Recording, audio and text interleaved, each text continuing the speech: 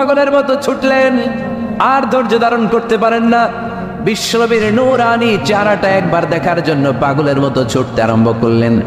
ওমরে ফারুককে দারুল আরকামের কাছে আসতে দেখে বিশ্বনবীর চাচা হামজা ইবনে আব্দুল মুত্তালিব এসে বলে, নবী তাড়াতাড়ি দারুল আরকামের ঘর থেকে আপনি পালিয়ে অন্য কোথাও চলে যান। ওই যে ওমর ইবনে খাত্তাব নাঙ্গা তলোয়ার নিয়ে আপনার উপর আক্রমণ করার জন্য ছুটে আসছে গো নবী। বিশ্বনবী বললেন, ও আমার সাহাবারা, ও আমার চাচা হামজা, সবাই আপনারা সরে যান, ওমররে আসতে দেন, ওমররে বাধা দিয়েন না। কারণ কিছুদিন আগে তাহাজ্জুদের নামাজ পড়ে আমি আল্লাহর কাছে একটা বিশেষ দোয়া করেছি, আমার মন বলছে ওই দোয়াটা আল্লাহ কবুল করতে শুরু করেছে। ওমর ফারুক চলে আসলেন, এসে কোনো কথা নাই, চিৎকার দিয়ে বললেন, আশহাদু আল্লা ইলাহা ইল্লাল্লাহ ওয়া আশহাদু আন্না মুহাম্মাদান আবদুহু ওয়া রাসূলুহু। আমি সাক্ষ্য দিলাম আল্লাহ এক, অদ্বিতীয়, আল্লাহ ছাড়া কোনো ইলাহা নাই, নিশ্চয় আপনি মুহাম্মদ আল্লাহর বান্দা এবং রাসূল। সুবহানাল্লাহ পড়েন। ওই শাহাদাতের জ্যোতি সাইয়েদনা ওমর ফারুকের হৃদয়টারে উজালা করে দিল। দুনিয়ার সব ভয়কে পেছনে ফেলে এক আল্লাহর ভয়কে অন্তরে ধারণ করে আওয়াজ করে বললেন, আশহাদু আল্লা ইলাহা ইল্লাল্লাহু ওয়াহদাহু লা শারীকা লাহু ওয়া আশহাদু আন্না মুহাম্মাদান আবদুহু ওয়া রাসূলুহু। পড়েন সুবহানাল্লাহ। এবার ওমর ফারুক বিশ্বনবীর প্রশ্ন করলেন, নবী আলাসনা আলাল হক, আমি প্রশ্ন করি উত্তর দেন, আমরা কি সত্যের উপর নাই? বিশ্বনবী বললেন, বালা ওমর, আমরা এই সত্যের উপরে আছি। আমাদের কোরআন কি সত্য নয়? বিশ্বনবী বললেন, কোরআনও সত্য। আমাদের রব আল্লাহ কি সত্য নন? বিশ্বনবী বললেন, সত্য। ওমরে ফারুক বললেন, তাহলে ফিমাল ইখতিফা, তাহলে লুকিয়ে লুকিয়ে আর গোপনে দাওয়াতি কাজ কেন? আপনি সত্য নবী, কোরআন সত্য কিতাব, আমার রব আল্লাহ সত্য, আর আমি ওমর কালিমা পড়ে মুসলমান হয়ে গিয়েছি, তাহলে ফিমাল ইখতিফা, আর লুকিয়ে লুকিয়ে কোরআনের দাওয়াত দিবেন কেন? বের হন, মক্কার শহরের মাঝখানে চলে আসেন, চিৎকার করে আমরা আল্লাহর নামের ঘোষণা দেব। বিশ্বনবী ডেকে বললেন, না ওমর, এটা মাক্কি জীবন, ওমর এটা মাক্কি জীবন, এখানে দাওয়াতি কাজ করব লুকিয়ে লুকিয়ে, আস্তে আস্তে। আল্লাহ যখন আমাদেরকে বিজয়ী করে দিবেন তখন আমরা প্রকাশ্যে দাওয়াত দিলে কোনো সমস্যা নাই। সাইয়েদনা ওমর ফারুক বলেন, না ও নবী, আমার উপর ছেড়ে দেন, আমি দেখব, আপনি আমারে শুধু মক্কার জামিনে একটা মিছিল দেওয়ার অনুমতি দেন। কিসের অনুমতি? আল্লাহর নামের তাকবীর দেওয়ার অনুমতি দেন। বিশ্বনবী বললেন, ঠিক আছে, সাবধানে তাকবীর দিও। ওমর ফারুক সামনে দাঁড়িয়ে বললেন, মান আরাদা আন তাসকুলা উম্মু ইয়া জামা ওয়ালাদু তারমিলা যাওজাতুহু ফালিয়াসুদ্দানি। কে আছো?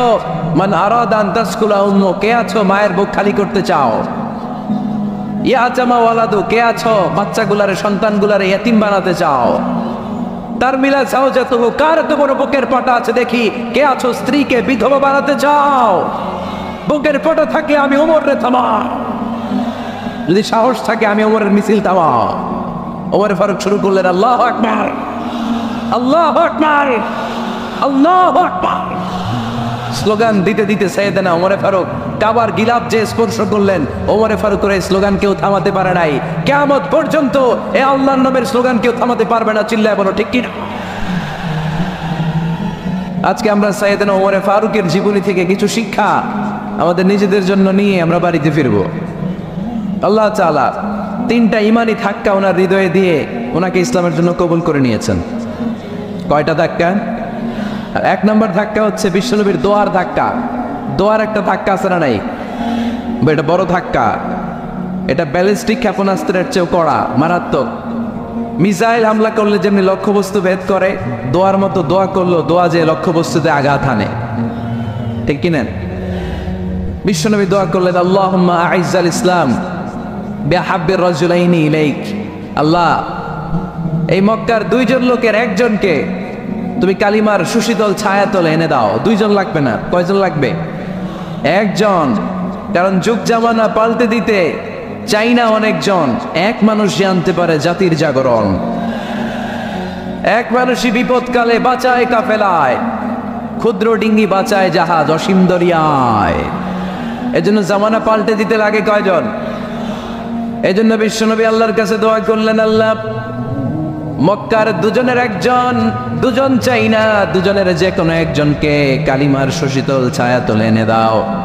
এক হলো ওমর ইবনুল খাত্তাব, হয়তো খাত্তাবের বেটা ওমরকে তুমি ইসলামের ভেতরে নিয়ে আসো, কিংবা আবি জাহাল ইবনে হিশাম, হিশামের বেটা আবু জাহেলকে তুমি মুসলমান বানায়া দাও। দুইজন চাইছেন নাকি একজন? হয় খাত্তাবের বেটা ওমর কিংবা হিশামের বেটা আবু জাহাল, দুজনের একজনকে আমার চাই। ওমরে ফারুকের জন্য দোয়াটা কবুল করে নিয়েছে কে? তাহাজ্জুদের নামাজ পড়ে বিশ্বনবী যখন দোয়া করলেন, এই দোয়া যে ওমরে ফারুকের হৃদয়ে একটা ধাক্কা মারল।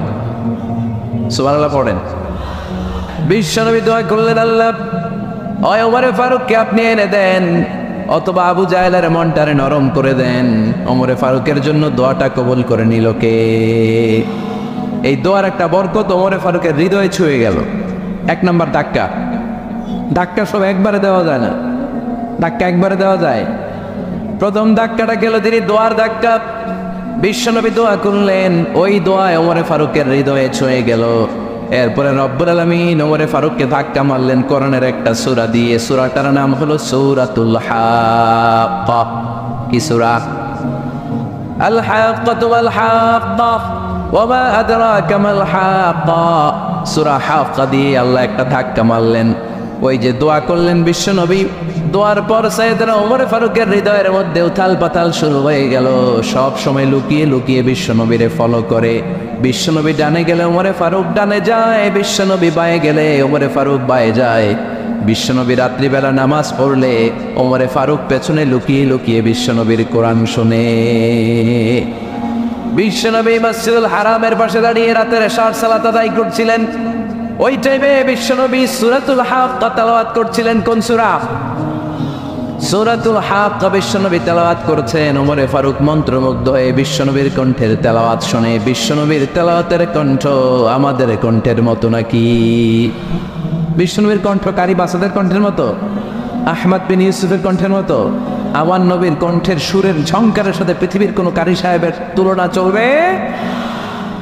কত মধুর, কত সুন্দর, কত অসাধারণ তেলাওয়াত করতেন আমার বিশ্বনবী। একবার তেলাওয়াত শুনলে পাগল না হয়ে কেউ থাকতে পারতো না। বিশ্বনবী ওমরে ফারুককে দেখেন নাই। ওমরে ফারুক লুকিয়ে লুকিয়ে বিশ্বনবীরে ফলো করে। বিশ্বনবী এশার সালাতে সূরা হাক্কা তেলাওয়াত করতে আরম্ভ করলেন। তেলাওয়াত করতে করতে করতে করতে বিশ্বনবী সামনের দিকে যেতে লাগলেন। বিশ্বনবীর চমৎকার কণ্ঠের তেলাওয়াত শুনে ওমরে ফারুক মুগ্ধ হতে লাগলো। ওমরে ফারুক অবাক, কিরে এত সুন্দর শব্দের গাঁথুনি, এত সুন্দর বাক্য, এত সুন্দর অন্তমিল, এত সুন্দর কথা, এটা কবিতার মতো লাগে। মনে হয় মোহাম্মদ কবি হয়ে গেছে, কাব্য প্রতিভা দিয়ে নিজেই কবিতা বানাইছে। ওমরে ফারুক যখন মনে মনে ভাবলেন এগুলো মনে হয় মোহাম্মদ কবিতা পড়ে, মোহাম্মদ মনে হয় কবি হয়ে গিয়েছে। ইন দ্য মিন টাইম বিশ্বনবী তেলাওয়াত করছিলেন সূরা হাক্কা থেকে, ওয়ামা হুয়া বিকাউলি শাইরিন কলিলাম মা তুমিনুন। এই আয়াতের অর্থ হলো এটা কোনো কবির বানানো কবিতা নয়, তোমরা অল্প সংখ্যক লোকই এই কোরআনের উপরে ঈমান আনো। সুবহানাল্লাহ পড়ে। বিশ্বনবী ওমরে ফারুককে দেখছে নাকি? কথা কয় না, দেখেছে না? বিশ্বনবীর মতো তেলাওয়াত করে যাচ্ছে। ওমর ফারুক যখন মনে করলেন কিরে এই কথাগুলো এত সুন্দর তেলাওয়াত করছিলেন, কোইন্সিডেন্টলি দৈবাত মিলে গিয়েছে। ওই আয়াতের অর্থ ছিল এটা কোনো কবির বানানো কবিতা না, খুব অল্প সংখ্যকই তোমরা ঈমান আনো। এবার তো ওমর ফারুক আটকে উঠলেন, ঘটনা কি? আমি মনে মনে ভাবলাম মোহাম্মদ কবি, আর যেটা পড়তেছে এটা কবিতা, কিন্তু মোহাম্মদ আমার দেখেও নাই, কিন্তু বলতেছে এটা কবির বানানো কবিতা না। তাহলে মোহাম্মদ মনে হয় গণক হয়ে গেছে। কার মনে কি চলে না দেখেই বলতে পারে। নাউজুবিল্লাহ পড়বেন না? ওমর ফারুক এবার মনে মনে ভাবে মোহাম্মদ তাহলে কবি না, আগেরটা ভুল ধারণা আমি করেছি। মোহাম্মদ কবি নয়, মোহাম্মদ হলো গণক। আওয়াজ করে পড়েন না আউযু বিল্লাহ। মোহাম্মদ মানুষের মনে কি চলে গণনা করে সব টের পেয়ে যায়, সব বুঝতে পারে। বিশ্বনবী তখন যে আয়াতটা তেলাওয়াত করছিলেন সেটা হলো ওয়ালা বিকাউলি কাহিনিন কলিলাম মা তাযাক্কারুন। বিশ্বনবী তখন যে আয়াতটা তেলাওয়াত করছিলেন এই আয়াতের অর্থ হলো এটা কোনো গণকের বানানো কথা নয়, খুব অল্প সংখ্যক লোকই তোমরা উপদেশ গ্রহণ করো। বিশ্বনবী ওমর ফারুককে দেখে না, কিন্তু মিলে যাচ্ছে। ওই আয়াতের পরের আয়াতটা ছিল এটা গণকের বানানো, কোনো গণনা নয়, খুব অল্প সংখ্যকই তোমরা ঈমান আনো। এবার তো ওমর ফারুক বেহুশ। হায় হায়, প্রথমে ভাবলাম কবিতা, সে পড়ে যাচ্ছে না, কবির বানানো কবিতা না। এরপর মনে মনে ভাবলাম মনে হয় গণক, সে বলে না এটা গণকের বানানো, গণনা নয়। তাহলে এটা কি? এটা কি কি এটা কি পড়ে মুহাম্মদ, যার কণ্ঠের তেলাওয়াত শুনলে মানুষ পাগল হয়ে যায়। বিশ্বনবী তখন পড়তে আরম্ভ করলেন, তানজিলুম মির রাব্বিল আলামিন। এর মানে হলো এটা কবিতা না, এটা গণকের বানানো গণনা না, মানুষের বানানো কিচ্ছু না, এটা গোটা বিশ্বের রব আল্লাহ পাকের বাণী। সুবহানাল্লাহ পড়ে। এই 2 নাম্বার ডোজ পড়লো। প্রথম ডোজ পড়ছে দোয়ার ডোজ। প্রথম ডোজ কিসের? দোয়ার। 2 নাম্বার সূরা হাক্কা দিয়ে আল্লাহ দিলেন এক ধাক্কা। এই সূরা হাক্কার ওই ঘটনার পরে ওমর ফারুক তো পাগল পড়া, কি ঘটে গেল আমার সাথে ওই দিন। আমি মনে মনে যা ভাবি সব মোহাম্মদ বুঝে। আল্লাহ 2 নাম্বার ডোজ দিলেন সূরা হাক্কা দিয়ে এক ধাক্কা। সুবহানাল্লাহ পড়েন। এরপরে ওমর ফারুক প্রায় বিশ্বনবীর কথা ভাবেন, বিশ্বনবী কোথায় যান লুকিয়ে লুকিয়ে দেখেন। এবার রব্বুল আলামিন ভাবলেন এবার সূরা তাহা দিয়ে আমি 3 নাম্বার ডোজ দিয়ে দিব। পড়েন সুবহানাল্লাহ। এবার 3 নাম্বার ডোজ পাবেন, কিন্তু শয়তান ওয়াসওয়াসা দিচ্ছে, ওমর ফারুক যাও, মক্কায় ঘোষণা হয়েছে মুহাম্মদের কল্লা এনে দিতে পারলে এত এত স্বর্ণ মুদ্রা। শয়তানের ওয়াসওয়াসায় আবার ভুল পথে হাঁটতে লাগলেন সাইয়েদনা ওমর। নাঙ্গা তরোয়ার নিয়ে বিশ্বনবীর মাথা কাটার জন্য বের হয়ে গেলেন। বনু জাহারা গোত্রের একটা লোক বলে, ওমর তুমি কোথায় যাও? ওমরে ফারুক বলেন, মুহাম্মাদের কল্লা কাটার জন্য যাচ্ছি। পড়েন নাউজুবিল্লাহ। আবু জাহারা গোত্রের লোক বলে, তুমি মুহাম্মাদের কল্লা কাটতে যাও? আরে তোমার বোন ফাতিমা বিনতে খাত্তাব আর তোমার বোনের জামাই সাঈদ, এরা তো 2জন কালিমা পড়ে মুসলমান হয়ে গেছে।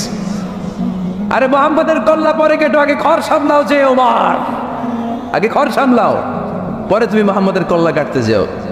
ওমরে ফারুক রেগে গেলেন, রাস্তা ঘুরিয়ে বাড়ির দিকে চলতে আরম্ভ করলেন। রাগে তিনি গড়গড় করছেন। ওমরে ফারুকের বোন ফাতিমা বিনতে খাত্তাব, বোনের জামাই সাঈদ, তাদের 2জনকে খাব্বাব রাদিয়াল্লাহু তাআলা আনহু সূরা তাহা ঘরের ভিতরে তেলাওয়াত করে শোনাচ্ছিল। পড়েন সুবহানাল্লাহ। সূরা তাহা দিয়ে আল্লাহ একটু পরে ধাক্কা মারবে আরেকটা। ওমরে ফারুক যখন আসলেন, ওমরে ফারুকের আওয়াজ শুনে খাব্বাব রাদিয়াল্লাহু তাআলা আনহু লুকিয়ে গেলেন। ওমরে ফারুক দরজার মধ্যে কড়া নাড়লেন। বোন বলে, কে তুমি? সাইয়েদনা ওমর বললেন, আমি ওমর।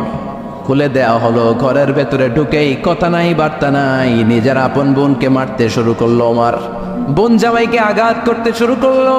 মারতে মারতে নিজের কলিজার টুকরা বোনকে, বোনের জামাইকে সাইয়েদনা ওমরে ফারুক পিটাতে পিটাতে রক্তাক্ত করে ফেললেন।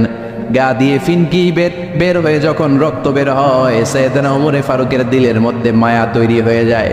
সাইয়েদনা ওমরে ফারুক বললেন, আমার কলিজার টুকরা বোন আর বোন জামাই, তোরা কেন মুহাম্মাদের কথায় পাগল হলি? বুঝলাম না কেন মক্কার লোকগুলো পাগল পড়া হয়ে সব মুহাম্মাদের দলে চলে যায়। কি এমন কথা মুহাম্মদ তোদের শোনায়, কি এমন বাণী তোদের শোনায় যে বাণী শুনে সব তোরা মুহাম্মাদের দলে চলে গেলি? কি আছে মুহাম্মাদের কাছে? কি জাদুটা? কি জাদু পেলি সেখানে? আমার একটু দেখা। বোন ফাতেমা বলে, না ভাই, ইন্নাকা রিজিস, তুমি নাপাক। লা ইয়ামাসসুহু ইল্লাল মুতাহহারুন, পাক পবিত্র না হয়ে আল্লাহর এই কালামে স্পর্শ করা যায় নাকি? আওয়াজ করে বলেন, স্পর্শ করা যায়? ভাই তুমি গোসল করে আসো, তাহলে তোমার হাতে তুলে দিব, তুমি পড়লেই বুঝতে পারবা কি আছে আল্লাহর এই কোরআনে। সুবহানাল্লাহ পড়েন। সাইয়েদনা ওমর ফারুক গোসল করে আসলেন। বোন আবার সূরা তাহা চামড়ার মধ্যে সূরাত তাহার কিছু অংশ লিখে খাব্বাব রাদিয়াল্লাহু তাআলা আনহু লুকিয়েছিলেন। ওনার হাত থেকে সূরা তাহার অংশটা নিয়ে সাইয়েদনা ওমর ফারুকের বোন ওমর ফারুকের হাতে দিয়ে বলল, ভাই তুমি আসার আগে এই অংশটা সবাই মিলে তেলাওয়াত করছিলাম। ওমর ফারুকের হৃদয়টা তখন একেবারে নরম, কারণ আগে ধাক্কা খাইছে কয়টা, এবার দিবে সূরা তাহার ধাক্কা। ওমর ফারুক হাতে নিলেন। খুব ভালো আরবি জানতেন, চমৎকার আরবির অর্থ বুঝতেন, কারণ আরবি ভাষাভাষী মানুষ। হাতে নিয়ে নজর দেওয়ার পরে ওনার চোখ দিয়ে দাঁড় দাঁড় করে পানি বের হয়ে গেল। ওমর ফারুক আয়াতগুলোর দিকে তাকিয়ে পড়তে আরম্ভ করলেন। তাহা ما أنزلنا عليك القرآن لتشقى إلا تذكرة لمن يخشى تنزيلا ممن خلق الأرض والسماوات العلا পড়েন সুবহানাল্লাহ উনি পড়তে আরম্ভ করলেন তাহা মা আনজালনা আলাইকাল কুরআনা লিতাশকা এই কোরআনকে হতভাগা জাতি হিসেবে থাকার জন্য তোমাদের উপর নাজিল করি নাই তানজিলাম মিম্মান খালাকাল আরদা ওয়াস সামাওয়াতি আল-উলা এটা ওই রবের পক্ষ থেকে ওই সত্তার পক্ষ থেকে নাজিল হয়েছে যেই রব জমিন তৈরি করেছেন যেই রব বিশাল সুবিশাল আকাশও তৈরি করেছেন সুবহানাল্লাহ পড়েন সূরা তাহার এই চমৎকার অসাধারণ শব্দ গাঁথনি দিয়ে এই আয়াতগুলো যখন পড়তে আরম্ভ করলেন ওমর ফারুক আর নিজের উপর ব্যালেন্স রাখতে পারলেন না আর ধরে রাখতে পারলেন না এবার ডাইরেক্ট অ্যাকশন এবার কি 3 নম্বর ধাক্কা খেয়ে সূরা তাহার ধাক্কা খেয়ে আর সামলাতে পারলেন না পাগলের মতো হয়ে গেলেন বলতে আরম্ভ করলেন আইনা মুহাম্মদ মুহাম্মদ কোথায় সাইয়েদনা খাব্বাব বললেন বিশ্বনবী সাফা পাহাড়ের পাদদেশে দারুল আরকাম ইবনে আবিল আরকামের ঘরে বসে বসে লুকিয়ে লুকিয়ে কোরআনের দাওয়াত দিচ্ছে ওমর তুমি যদি মুহাম্মদ সাল্লাল্লাহু আলাইহি ওয়াসাল্লামের দেখা পেতে চাও তাড়াতাড়ি দারুল আরকামের ঘরের দিকে ছুটে যাও ওমর ফারুক তলোয়ার নিয়ে ছুটলেন পাগলের মতো ছুটলেন আর ধৈর্য ধারণ করতে পারেন না বিশ্বনবীর নূরানি চেহারাটা একবার দেখার জন্য পাগলের মতো ছুটতে আরম্ভ করলেন ওমরে ফারুককে দারুল আরকামের কাছে আসতে দেখে বিশ্বনবীর চাচা হামজা ইবনে আব্দুল মুত্তালিব এসে বলে নবী তাড়াতাড়ি দারুল আরকামের ঘর থেকে আপনি পালিয়ে অন্য কোথাও চলে যান ওই যে ওমর ইবনে খাত্তাব নাঙ্গা তলোয়ার নিয়ে আপনার উপর আক্রমণ করার জন্য ছুটে আসছে গো নবী বিশ্বনবী বললেন ও আমার সাহাবারা ও আমার চাচা হামজা সবাই আপনারা সরে যান ওমরে আসতে দেন ওমরে বাধা দিয়েন না কারণ কিছুদিন আগে তাহাজ্জুদের নামাজ পড়ে আমি আল্লাহর কাছে একটা বিশেষ দোয়া করেছি আমার মন বলছে ওই দোয়াটা আল্লাহ কবুল করতে শুরু করেছে ওমরে ফারুক চলে আসলেন এসে কোনো কথা নাই চিৎকার দিয়ে বললেন আশহাদু আল্লা ইলাহা ইল্লাল্লাহ ওয়া আশহাদু আন্না মুহাম্মাদান আবদুহু ওয়া রাসূলুহু আমি সাক্ষ্য দিলাম আল্লাহ এক অদ্বিতীয় আল্লাহ ছাড়া কোনো ইলাহা নাই নিশ্চয় আপনি মুহাম্মদ আল্লাহর বান্দা এবং রাসূল সুবহানাল্লাহ পড়েন এই কালমা শাহাদাতের ভেতরে আল্লাহর কথা আমার নবীর কথা ঢুকিয়ে দিয়েছে কে ঝিনুকের ভেতর লুকিয়ে থাকে যেমন মতি ঝিনুকের ভেতর লুকিয়ে থাকে যেমন মতি কালমা শাহাদাতে আছে আল্লাহর জ্যোতি কালমা শাহাদাতে আছে আল্লাহর জ্যোতি পড়েন ঝিনুকের ভেতর লুকিয়ে থাকে যেমন মতি ঝিনুকের ভেতর লুকিয়ে থাকে যেমন মতি কালমা শাহাদাতে আছে আল্লাহর জ্যোতি কালমা শাহাদাতে আছে আল্লাহর জ্যোতি পড়েন আল্লাহু আকবার ওই শাহাদাতের জ্যোতি সাইয়েদনা ওমর ফারুকের হৃদয়টারে উজালা করে দিল দুনিয়ার সব ভয়কে পেছনে ফেলে এক আল্লাহর ভয়কে অন্তরে ধারণ করে আওয়াজ করে পড়লেন আশহাদু আল্লা ইলাহা ইল্লাল্লাহু ওয়াহদাহু লা শারীকা লাহু ওয়া আশহাদু আন্না মুহাম্মাদান আবদুহু ওয়া রাসূলুহু পড়েন সুবহানাল্লাহ তিনটা ধাক্কা প্রথম ধাক্কাটা দোয়া দ্বিতীয় ধাক্কা ধাক্কা তৃতীয় ধাক্কা সূরা তাহা তিনটা ধাক্কার মাধ্যমে সাইয়েদনা ওমর ফারুককে মুসলমানদের লিডার বানায় দিল কে ওমর ফারুক কালিমা পড়ে মুসলমান হয়ে গেছে মুসলিম সাহাবাদের মধ্যে আনন্দের বন্যা বয়ে গেল বিশ্বনবী খুশি হয়ে গেলেন আল্লাহ শুকরিয়া করলেন আল্লাহ তুমি আমার দোয়া ফিরিয়ে দাও নাই আমি বলেছি দুজনের একজনকে চাই তুমি ওমর ফারুককে দান করেছো বলেন আলহামদুলিল্লাহ এবার ওমর ফারুক বিশ্বনবীর প্রশ্ন করলেন নবী আলাসনা আলাল হক আমি প্রশ্ন করি উত্তর দেন আমরা কি সত্যের উপর নাই বিশ্বনবী বললেন বালা ওমর আমরা এই সত্যের উপরে আছি আমাদের কোরআন কি সত্য নয় বিশ্বনবী বললেন কোরআনও সত্য আমাদের রব আল্লাহ কি সত্য নন বিশ্বনবী বললেন সত্য ওমর ফারুক বললেন তাহলে ফিমাল ইখতিফা তাহলে লুকিয়ে লুকিয়ে আর গোপনে দাওয়াতি কাজ কেন আপনি সত্য নবী কোরআন সত্য কিতাব, আমার রব আল্লাহ সত্য, আর আমি ওমর কালিমা পড়ে মুসলমান হয়ে গিয়েছি, তাহলে ফিমান ইফতিফা, আর লুকিয়ে লুকিয়ে কোরআনের দাওয়াত দিবেন কেন? বের হন, মক্কার শহরের মাঝখানে চলে আসেন, চিৎকার করে আমরা আল্লাহর নামের ঘোষণা দেব। বিশ্বনবী ডেকে বললেন না, ওমর এটা মাক্কি জীবন, ওমর এটা মাক্কি জীবন, এখানে দাওয়াতি কাজ করব লুকিয়ে লুকিয়ে আস্তে আস্তে। আল্লাহ যখন আমাদেরকে বিজয়ী করে দিবেন তখন আমরা প্রকাশ্যে দাওয়াত দিলে কোনো সমস্যা নাই। সাইয়েদনা ওমর ফারুক বলেন, না ও নবী, আমার উপর ছেড়ে দেন, আমি দেখব আপনি আমারে শুধু মক্কার জমিনে একটা মিছিল দেওয়ার অনুমতি দেন। কিসের অনুমতি? আল্লাহর নামের তাকবীর দেওয়ার অনুমতি দেন। বিশ্বনবী বললেন, ঠিক আছে, সাবধানে তাকবীর দিও। ওমরে ফারুক তাকবীর দেওয়ার জন্য লোক খুঁজতে আরম্ভ করলেন। মুসলিম 11 জন সাহাবাকে খুঁজে পেলেন। কয়জন? ওমরে ফারুক বললেন 11 জনই চলবে। 11 জনকে 2 লাইন করলেন। কয় লাইন? পিছনে 6 জন, সামনে 5 জন। পিছনের লাইনের নেতা বানিয়ে দিলেন বিশ্বনবীর চাচা হামজা ইবনে আব্দুল মুত্তালিবকে। প্রথম লাইনের 5 জনের নেতৃত্ব দিতে আরম্ভ করলেন সাইয়েদনা ওমরে ফারুক নিজেই। 2 লাইন তাকবীর দিতে জানলে বেশি মানুষ লাগে না, 10 জন দিয়ে গোটা বিশ্বটারে কাঁপিয়ে দেওয়া যায়। 11 জন 6 আর 5। ওমর ফারুক সামনে দাঁড়ালেন। ওমর ফারুক সামনে দাঁড়িয়ে এবার আল্লাহর নামের স্লোগান দিবেন। ওমর ফারুক বলেন, আমরা খুব লম্বা চূড়া স্লোগান দিব না, খুব ছোট্ট, দারুল আরকামের ঘর থেকে কাবা ঘর পর্যন্ত, বাইতুল্লাহ পর্যন্ত, এতটুকু জায়গা আমরা তাকবীর দিতে দিতে সামনের দিকে এগোবো, পৃথিবীর কোনো শক্তি আমাদেরকে থামায় দিতে পারবে না। ওমর ফারুক তখন 1 বাক্যের একটা ভাষণ দিলেন। কয় বাক্যের? ওমর ফারুক সামনে দাঁড়িয়ে বললেন, মান আরাদা আন তাসকুলা উম্মু ইয়া জামা ওয়ালাদু তারমিলা যাওজাতুহু ফালিয়াসুদ্দানি। কে আছো? মান আরাদা আন তাসকুলা উম্মু, কে আছো মায়ের বুক খালি করতে চাও? ইয়া জামা ওয়ালাদু, কে আছো বাচ্চাগুলারে, সন্তানগুলারে ইতিম বানাতে চাও? তারমিলা যাওজাতুহু, কার এত বড় বুকের পাটা আছে দেখি, কে আছো স্ত্রীকে বিধবা বানাতে চাও? বুকের পাটা থাকে আমি ওমরে থামাও, যদি সাহস থাকে আমি ওমরের মিছিল থামাও। ওমর ফারুক শুরু করলেন, আল্লাহু আকবার, আল্লাহু আকবার, আল্লাহু আকবার। স্লোগান দিতে দিতে সাইয়েদনা ওমর ফারুক কাবার গিলাফ যে স্পর্শ করলেন, ওমর ফারুকের এই স্লোগান কেউ থামাতে পারে নাই। কিয়ামত পর্যন্ত এই আল্লাহর নামের স্লোগান কেউ থামাতে পারবে না। চিল্লায় বলো ঠিক কিনা?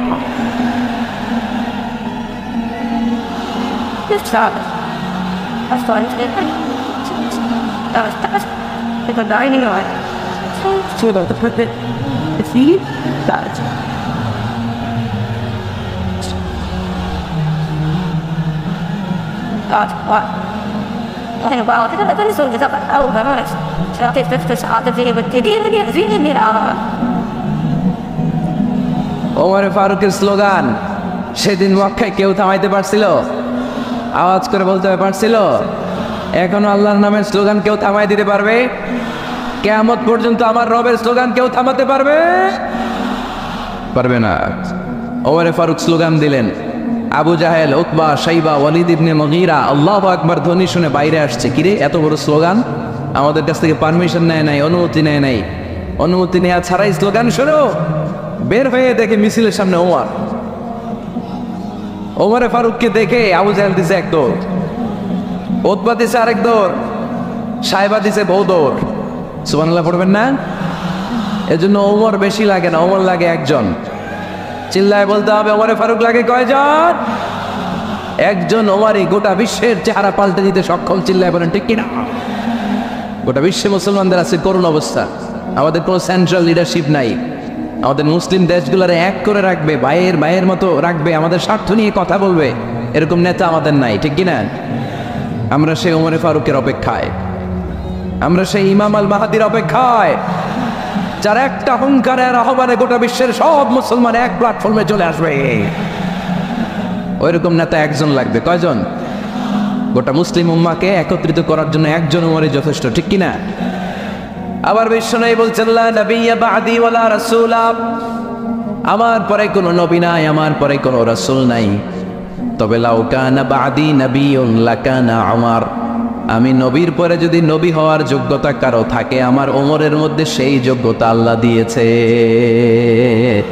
প্রভু তুমি বলেছ রাসূল দেবে না, বলনি দেবে না মন, বলনি দেবে না হামজা তারিক, খালিদ বিজয় সমর। প্রভু তুমি বলেছ রাসূল দেবে না, বলনি দেবে না মন, বলনি দেবে না হামজা তারিক, খালিদ বিজয় সমর। প্রভু তুমি বলেছ রাসূল দেবে না। আল্লাহু আকবার। একটা ওমর দরকার। কয়জন দরকার? কয়জন দরকার? এই পুরা উম্মাহ, মুসলিম উম্মার মধ্যে ওনার পজিশন নাম্বার 3। ওমর ফারুকের পজিশন নাম্বার 1 নম্বর পজিশন বিশ্বনবী সাল্লাল্লাহু আলাইহি ওয়াসাল্লাম। দ্বিতীয় পজিশন আবু বকর। আর 3 নম্বর পজিশন সুবহানাল্লাহ পড়বেন না? আশরাতুল মুবাশশিরিনা বিল জান্নাহ, জান্নাতের সুসংবাদ প্রাপ্ত অনেক সাহাবার কথা হাদিসে পাওয়া যায়, কিন্তু এক হাদিসে আল্লাহ রাসূল সাল্লাল্লাহু আলাইহি ওয়াসাল্লাম 10 জন সাহাবীর কথা বলেছেন। ওই 10 জনের ভেতরে সাইয়েদনা ওমর ফারুক আছে না নাই? আবার ওমর ফারুক ছিলেন বিশ্বনবীর শ্বশুর। সাইয়েদনা ওমর ফারুকের কন্যা হাফসা রাদিয়াল্লাহু তাআলা আনহাকে বিশ্বনবী বিয়ে করে ওমর ফারুকের জামাই হয়েছেন, আর ওমর ফারুককে বিশ্বনবী শ্বশুর বানিয়েছেন। সুবহানাল্লাহ পড়েন। আগে জানতেন এটা? ওমর ফারুক রাদিয়াল্লাহু তাআলা আনহু যে বিশ্বনবীর শ্বশুর ছিল, এটা আজকে প্রথম জানলেন। কে কে দেখি? দেখছেন? অনেকেই জানে না। মাশাআল্লাহ, হাত নামান, আমরা জেনে নিব, জানতে কোনো সমস্যা নাই। 4 জন খলিফার 2 জন হচ্ছে বিশ্বনবীর মেয়ের জামাই, বাকি 2 জন হচ্ছে বিশ্বনবীর শ্বশুর। সাইয়েদনা উসমান রাদিয়াল্লাহু তাআলা আনহুর কাছে বিশ্বনবী সাল্লাল্লাহু আলাইহি ওয়াসাল্লাম 2 কন্যাকে বিয়ে দিয়েছেন। বিশ্বনবী সাল্লাল্লাহু আলাইহি ওয়াসাল্লাম মোট কন্যা 4 জন। কয়জন? বড় মেয়ের নাম যায়েনব রাদিয়াল্লাহু তাআলা আনহা, ওনার স্বামীর নাম ছিল আবুল আস ইবনে রাবি'। তারপরের মেয়ের নাম হচ্ছে উম্মে কুলসুম, ওনাকে বিয়ে দিয়েছিলেন বিশ্বনবী সাইয়েদনা ওসমান রাদিয়াল্লাহু তাআলা আনহুর সাথে। উম্মে কুলসুম রাদিয়াল্লাহু তাআলা আনহার ইন্তেকালের পরে আরেক মেয়ে রুকাইয়াকে বিশ্বনবী সাইয়েদনা ওসমানের কাছে আবার বিয়ে দিয়ে দিলেন। সুবহানাল্লাহ পড়ে। আর সবচেয়ে ছোট্ট কন্যা ফাতেমা রাদিয়াল্লাহু তাআলা আনহাকে বিয়ে দিয়ে দিলেন নিজের চাচাতো ভাই সাইয়েদনা আলী রাদিয়াল্লাহু তাআলা আনহুর সাথে। তার মানে সাইয়েদনা ওসমান আর সাইয়েদনা আলী ছিল বিশ্বনবীর মেয়ের জামাই, ঠিক কিনা? আর সাইয়েদনা আবু বকর রাদিয়াল্লাহু তাআলা আনহুর কন্যা আয়েশা রাদিয়াল্লাহু তাআলা আনহাকে বিশ্বনবী বিয়ে করে আবু বকর রাদিয়াল্লাহু তাআলা আনহুকে বানালেন শ্বশুর। আর ওমর ফারুকের কন্যা হাফসা রাদিয়াল্লাহু তাআলা আনহাকে বিয়ে করে ওমর ফারুককেও বানালেন শ্বশুর। তাহলে 4 খলিফার 2 জন জামাই। 2 জন? আওয়াজ করে বলতে হবে, 4 খলিফার 2 জন, বাকি 2 জন। কোন ব্যক্তিকে যদি আল্লাহ তাআলা জ্ঞান দেয়, আবার যদি তাকওয়ার গুণ দেয়, জ্ঞানও আছে আবার আল্লাহর ভয়ও আছে, এই লোকের কেউ থামায় রাখতে পারবে না। এরা কেউ থামায় রাখতে পারে না, সে গোটা বিশ্ব জয় করবে। সাইয়েদনা ওমর ফারুককে আল্লাহ তাআলা জ্ঞানও দিয়েছেন, আবার তাকওয়াও দিয়েছেন। সুবহানাল্লাহ পড়ে। বিশ্বনবী সাল্লাল্লাহু আলাইহি ওয়াসাল্লাম স্বপ্ন দেখলেন, বিশ্বনবী দুধ খাচ্ছেন, আঙ্গুলের ভেতর দিয়ে ফাঁক দিয়ে দুধ বেরোয়, বিশ্বনবী দুধ খাচ্ছেন। খেতে খেতে একটু দুধ আঙ্গুলে লেগে আছে, এই আঙ্গুলটা কারো মুখে না দিয়ে বিশ্বনবী সাল্লাল্লাহু আলাইহি ওয়াসাল্লাম ওমর ফারুকের মুখের ভিতরে ঢুকাই দিলেন। অতিরিক্ত দুধটা ওমর ফারুক খেলেন। সাহাবারা বললেন, মাযা ওয়ালতা বিহি ইয়া রাসূলুল্লাহ, হে আল্লাহর রাসূল, এই স্বপ্ন দিয়ে কি বুঝালেন? বুঝলাম না। বিশ্বনবী সাল্লাল্লাহু আলাইহি ওয়াসাল্লাম বললেন, আওয়ালতু বিহি আল ইলম, এটা দিয়ে আমি জ্ঞান বুঝিয়েছি, কারণ অতিরিক্ত দুধের অংশটা আমি কাউরে না দিয়ে ওমরকে দিয়েছি, তার মানে ওমরের জ্ঞানের কোনো তুলনা হয় না। এজন্য স্বপ্নে যদি কেউ দেখেন আপনি দুধ পান করছেন, এটা প্রমাণ করে আল্লাহ তাআলা আপনাকে দ্বীনের জ্ঞান দান করবে। আবার বিশ্বনবী সাল্লাল্লাহু আলাইহি ওয়াসাল্লাম আবার আরেক রাতে স্বপ্ন দেখলেন, সাহাবারা লাইন ধরে বিশ্বনবীর সামনে দাঁড়ানো, কোন সাহাবার জামা নাভি পর্যন্ত, কোন সাহাবার জামা হাঁটু পর্যন্ত, কোন সাহাবার জামা টাকনো পর্যন্ত, কোন সাহাবার জামা আরো ছোট, কিন্তু ওমরে ফারুকের জামা বিশ্বনবী দেখলেন এত বড়, টেনে হিচড়ে হিচড়ে বিশ্বনবীর সাথে চলছে। সুবহানাল্লাহ পড়বেন না? সাহাবারা বললেন, মাযা ওয়ালতা বিহি ইয়া রাসূলুল্লাহ, এ আল্লাহর রাসূল, এটা দিয়ে আপনি কি বোঝাতে চাইলেন? বিশ্বনবী বললেন, আউয়ালতু বিহি আত-তাকওয়া, এটা দ্বারা আমি দিনদারি বোঝালাম, তাকওয়া বোঝালাম। সুবহানাল্লাহ পড়েন। বিশ্বনবী দেখলেন কোন সাহাবার জামা এতটুকু, কোন সাহাবার জামা এত লম্বা, কোন সাহাবার জামা পা পর্যন্ত লম্বা, আর সাইয়েদনা ওমর ফারুককে দেখলেন ওনার জামা এত লম্বা, ওমর ফারুক টেনে হিচড়ে জামা নিয়ে চলতেছে। বিশ্বনবী বুঝাতে চাইলেন ওমরের যেহেতু জামা লম্বা, ওমরের ভেতরে আল্লাহর ভয়, দিনদারিও খুব বেশি, চিল্লায় বলেন ঠিক কিনা? জ্ঞানও দিয়েছেন আবার দিনদারিও দিয়েছেন। এই দুইটা জিনিস যদি থাকে এই পৃথিবীতে তাকে সফল রাষ্ট্রনায়ক বানায় দেয় কে? আবার এই পৃথিবীর বুকে যত নারীরা জান্নাতে যাবে সব নারীদের সর্দারিনী হবে সাইয়্যিদাতুনা ফাতিমা রাদিয়াল্লাহু তাআলা আনহা। এই দুনিয়াতে যত যুবকরা জান্নাতে যাবে তাদের সর্দার হবে সাইয়েদনা হাসান আর হুসাইন রাদিয়াল্লাহু তাআলা আনহুমা। আর এই দুনিয়ার বুকে যত বয়স্ক মানুষেরা জান্নাতে ঢুকবে তাদের নেতৃত্ব দিবেন সাইয়েদনা আবু বকর আর সাইয়েদনা ওমর। আর নারীরা যারা জান্নাতে প্রবেশ করবে এই নারীদের নেতৃত্ব দিবে বিশ্বনবীর কলিজার টুকরা নয়নের পুতুলি সাইয়্যিদাতুনা ফাতিমা রাদিয়াল্লাহু তাআলা আনহা। সুবহানাল্লাহ পড়বেন না? Omar Faruq the super hero of Muslim উম্মাহ। আমরা কাদেরকে সুপার হিরো বানায় রাখছি আমরা জানি না। এই নায়ক নায়িকা, গায়ক গায়িকা, মডেলরা চোখ ধাঁধানো গ্ল্যামার নিয়ে যারা চলে এরা আমাদের মডেল নয়। আমাদের মডেল সাইয়েদনা ওমর ফারুক। ঠিক কিনা?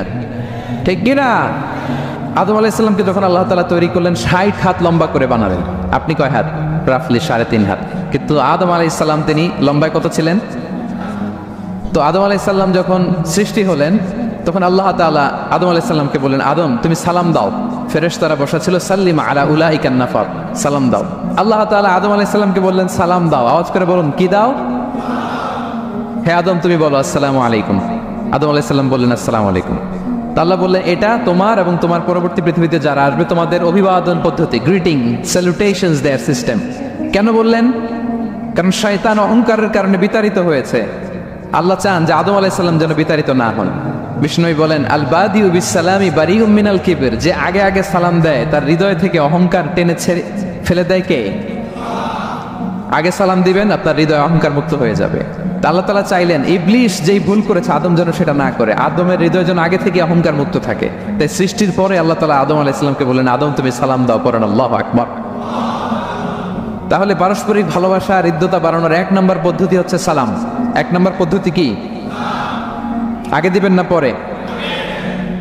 অনেকে বসে থাকে যে আমার আগে দেখ। আমি তো বাইরে দেখলাম খুব ঠান্ডা, যে এইখানে এত ক্রাউড, আমি তো ঘামতেছি। আগে দিবেন না পরে? বাসায় যে এখন আসতে হয়ে গেছে সাউন্ড। আচ্ছা ভাবিরাও উপরে আছে, দুই পক্ষে আমার ব্যালেন্স করে বলতে হবে।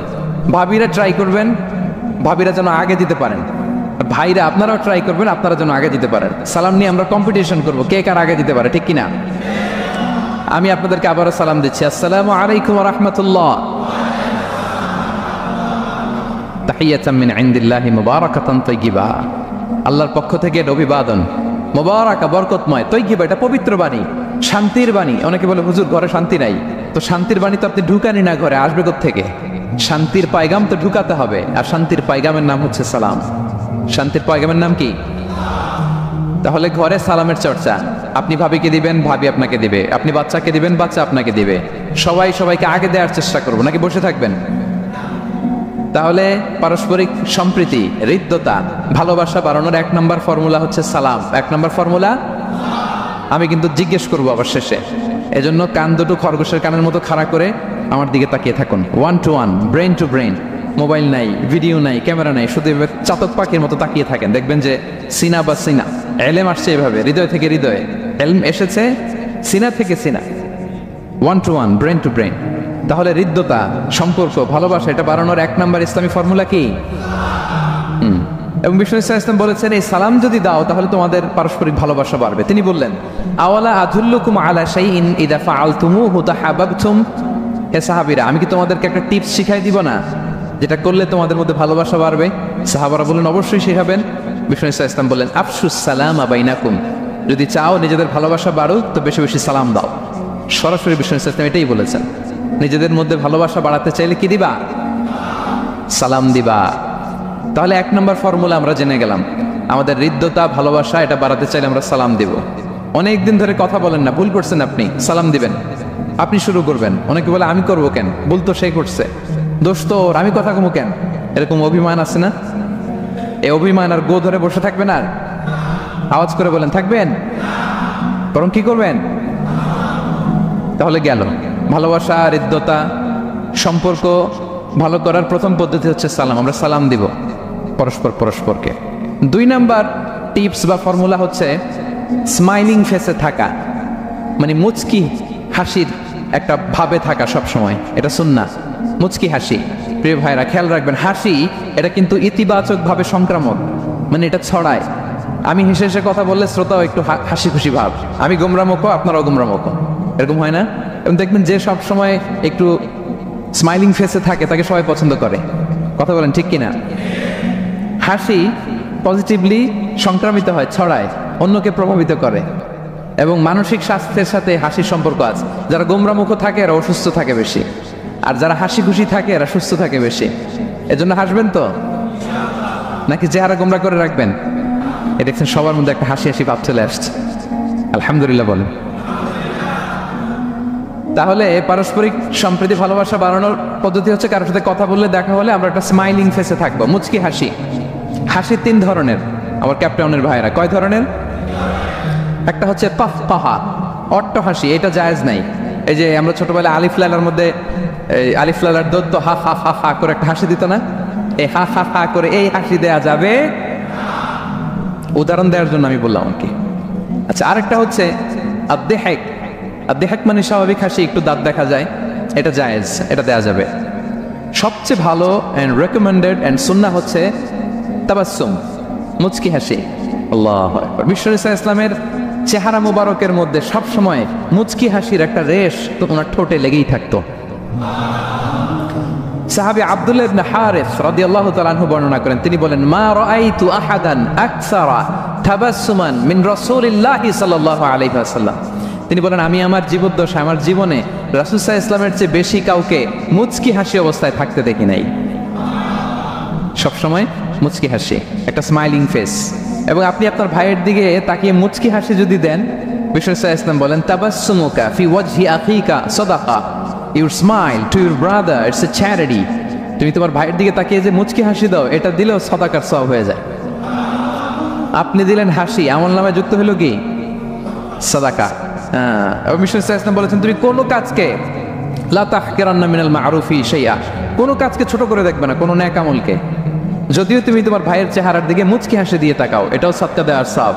তাহলে আমরা কারোর সাথে যখন কথা বলবো, দেখা হবে, আমরা একটা স্মাইলিং ফেসে থাকবো, গোমরা মুখে থাকবো না। কি বলেন, পারা যাবে? সবসময় স্মাইলিং ফেস, মুচকি হাসি। বিষ্ণু ইসলাম মুচকি হাসতেন। মুচকি যারা হাসি তাদেরকে সবাই পছন্দ করে। মুখটা যদি গোমরা করে কেউ রাখে, দেখতে ভাল লাগে, কথা বলতে ভাল লাগে। দেখবেন অনেক বড়দেরকে বাচ্চারা ভয় পায়, কাছে যায় না। কেন বলেন তো? গম্ভীর থাকে। আবার অনেক মানুষের কাছে তাকে দেখলেই বাচ্চারা দৌড়ে কোলে কোলে উঠতে যায়, আছে না নেই? Smiling face. এই যে আমাদের শেখ মঈনুদ্দিন আজকে আমার সাথে একটা সফরে ছিল, দেখি যেই বাচ্চাকে দেখে বলে, খামান খামান, give me hug, give me হাগ।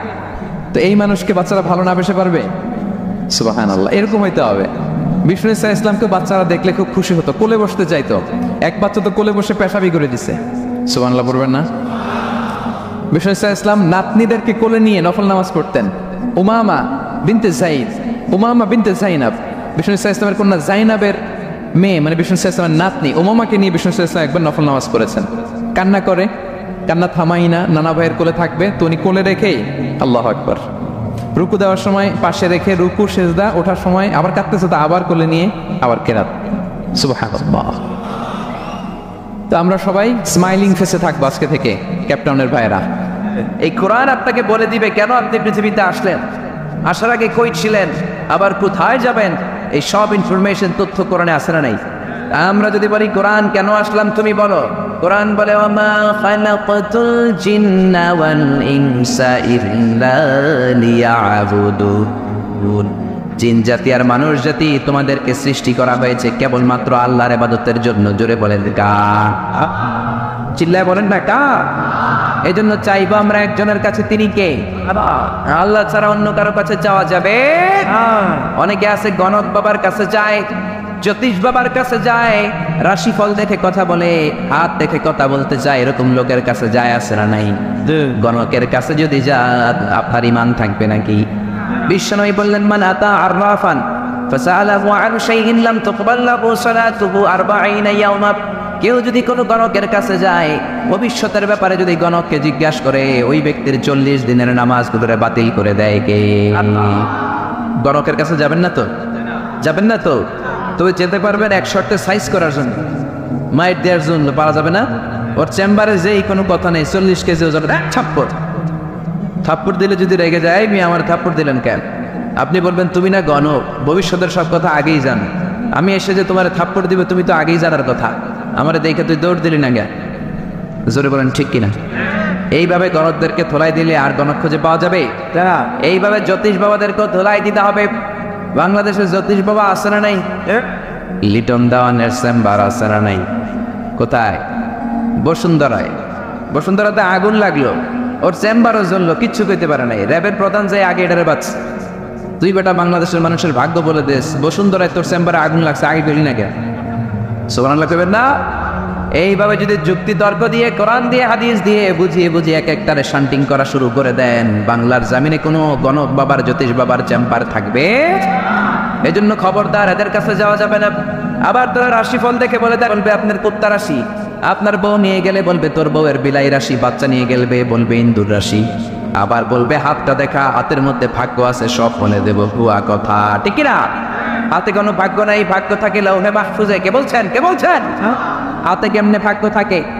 কারো হাতে কোনো ভাগ্য নাই, কারণ ভাগ্য তো তারও আছে যার হাত নাই। জোরে কোন ঠিক কিনা? অনেক লোক হাত ছাড়া, পা ছাড়া জন্মায় না? তো যেই লোকটার হাত নাই, ওই লোকটার ভাগ্য আছে না নাই? সব কিছু লাউহে মাহফুজে লিখে রেখেছেন কে? সে আল্লাহ বললেন, মা খালাকাতুল জিন্না ওয়াল ইনসা ইল্লা লিয়াবুদুন। জিন জাতি, মানব জাতিকে একটা কারণে তৈরি করলাম, সেটা হলো আমার ইবাদতের জন্য। জোরে বলেন ঠিক কিনা? এজন্য চাইবো আমরা একজনের কাছে, তিনি কে? আল্লাহ। একজন আছে নামাজে আসলে মসজিদে চায়, মসজিদ থেকে বের হয়ে খাজা বাবার কাছে চায়, আছে না নাই? কেউ ফিরে না খানি হাতে, খাজারে তোর দরবারেতে, বলে না? এটা বললে আপনার ইমান থাকবে? কি বলতে হবে? কেউ ফিরে না খানি হাতে, আল্লাহরে তোর দরবারেতে। কি সত্তর আমার মাওলার দরবার, চাইলে কেউ কোনোদিন খালি হাতে ফিরে না। জোরে বলে ঠিক না? হাজার দরবারে অনেকে দামি জুতা পড়ে যায়, জুতা চুরে নিয়ে যায়, খালি পায়ে ফিরে আসে, এরকম আছে না নাই? অ্যাপেলের সেট নিয়ে যায়, স্যামসাং এর মোবাইল নিয়ে যায়, চোর বাবা চুরি করে ফেলে মোবাইল, খালি হাতে ফিরে কান্দে, এরকম আছে না নাই? কিন্তু একটা দরবার থেকে কেউ ফিরে না, এটা কার দরবার? আবার একদল আছে মসজিদে যে আল্লাহরে বলে আপনি আর রহমানুর রহিম, দয়ালু। মসজিদে আল্লাহরে দয়ালু বলে, মসজিদ থেকে বের হয়ে দয়াল বাবার কাছে যায়, আছে না নাই? দয়াল বাবা রে দয়া করো আমারে, বলে না? বলা যাবে?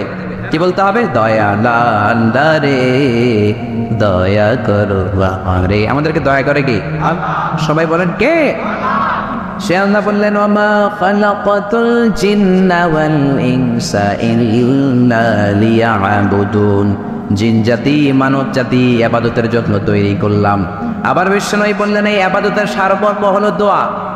যেই দোয়াটা শুরুতে আপনারা আমার জন্য করেছেন, ইবাদতের নির্যাস, ইবাদতের জিস্ট, সামারি হচ্ছে দোয়া। ইবাদতের সামারি কি? জোরে বলেন কি? এজন্য দোয়া করার দরকার আছে না নাই? দোয়ার মধ্যে পাওয়ার আছে না নাই? দোয়ার ভিতরে ক্ষমতা আছে না নাই? এই ক্ষমতা দিয়ে দিয়েছেন কে? দোয়ার মতো যদি দোয়া করতে পারেন, চাওয়ার মতো যদি চাইতে পারেন, কান্নার মতো যদি কান্না করতে পারেন, ফরিয়াদের মতো যদি ফরিয়াদ করতে পারেন, রোনাজারির মতো রোনাজারি করলে ডাকে সাড়া দিবে কে? সে আল্লাহ বললেন, বান্দা আমি ইবাদতের জন্য তৈরি করলাম, আর ইবাদতের নির্যাস বাড়ালাম দোয়াকে। নামাজ পড়লা, রোজা করলা, হজ করলা, যাকাত করলা, কিন্তু দোয়া করলা না, তাহলে আসল জিনিসটাই তুমি হারালা, ঠিক না? এজন্য বিশ্বনবী বলেন, দোয়া মুফুল